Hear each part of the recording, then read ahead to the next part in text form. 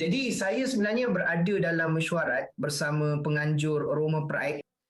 Apa yang berlaku? Maksud saya, situasi ini bermula pada tahun 2025 apabila kami menghadapi 30 serangan terhadap kenderaan perarakan kami semasa Roma Pride 2025.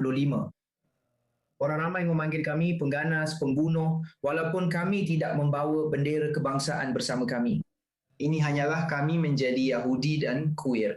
Kami telah berulang kali meminta kepada penganjur Roma Pride untuk mengambil pendirian dan benar-benar membenarkan kami untuk menyertai badan penyelarasan itu, iaitu Perhimpunan Organisasi LGBTQ tambah tempatan.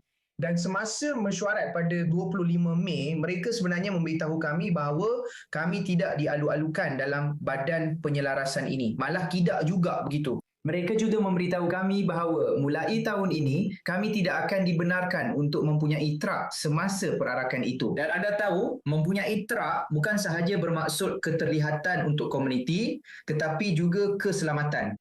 Kerana selepas apa yang berlaku tahun lepas, anda boleh bayangkan bahawa adalah mustahil untuk kami menyertai dengan selamat tanpa anda tahu seperti keselamatan dengan adanya platform ini. Jadi semasa perjumpaan itu, saya berada dalam mesyuarat bersama penganjur. Jadi saya sebenarnya antara yang pertama menerima maklumat itu. Sebenarnya saya telah bekerja untuk Roma Pride selama 2 tahun. Jadi ia adalah satu detik yang sangat sukar dan juga penuh emosi bagi saya. Dan kemudian mereka mengeluarkan kenyataan ini 5 minit selepas itu.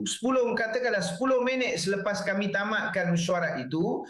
Dan mereka menggunakan platform ini terhadap organisasi kecil seperti Caschetti Italia. Ia mengecewakan, ia menjijikkan. Dan di sini, di Eropah, pada tahun 2026, orang Yahudi masih tidak boleh mengambil bahagian. Saya pun tak nak cakap di acara Pride, tapi secara umum dalam konteks sosial seperti acara-acara ini, anda tahu. Adakah anda sebenarnya perasan perubahan tingkah laku terhadap kumpulan anda dan ahli komuniti lain sejak beberapa tahun kebelakangan ini? Bukan sahaja dari organisasi seperti Rome Pride, tetapi juga dari orang ramai. Kalau kita lihat kembali penyertaan kita 3 tahun lepas, itu adalah detik istimewa di mana kita disorak oleh orang ramai semasa perarakan. Sudah tentu, memang sentiasa ada beberapa serangan kecil antisemitik, tetapi ia tidaklah begitu ketara dan berisiko seperti apa yang berlaku tahun lepas. Anda tahu, selepas kami berhenti selama setahun kerana kami rasa berisiko dari segi keselamatan dan juga penjajaran dengan pergerakan itu. Kemudian kami mengambil bahagian semula bersama organisasi Eropah kami tahun lepas di Roma Pride. Dan tahun ini, anda tahu, perubahan itu juga telah dijelaskan oleh penganjur. Tetapi secara umum, orang ramai anda tahu sedang mengubah sikap mereka terhadap organisasi kami. Tetapi sekali lagi, kami adalah sebuah organisasi yang memberi tumpuan kepada isu-isu antisemitisme dan diskriminasi anti-queer yang dihadapi oleh orang Yahudi queer Itali dan Eropah. Dan anda tahu, kadang-kadang kami langsung tiada kaitan dengan Israel.